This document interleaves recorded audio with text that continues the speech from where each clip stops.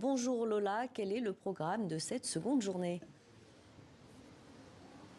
Bonjour, et bien écoutez, en ce moment même, juste derrière moi, les chefs d'État et de gouvernement sont en train de déjeuner dans le Petit Palais. C'est un déjeuner qui est offert par l'Organisation internationale de la francophonie. Hier soir, c'était l'Élysée, aujourd'hui, c'est l'OIF.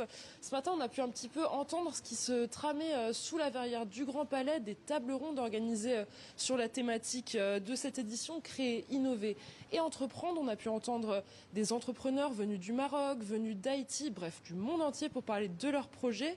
Dans le même temps, Emmanuel Macron a rencontré son homologue rwandais, Paul Kagame. Hier, il avait rencontré celui de la RDC, Félix-Antoine Tshisekedi.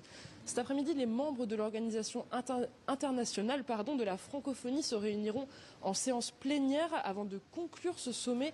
Et c'est à ce moment-là qu'on en saura un petit peu plus sur les décisions qui ont pu être prises au cours de ces 2 derniers jours. Enfin, comme vous l'avez dit dans le sujet précédent, le Cambodge prendra la parole en dernier puisque ce pays devrait être l'hôte du prochain sommet de la francophonie en 2026.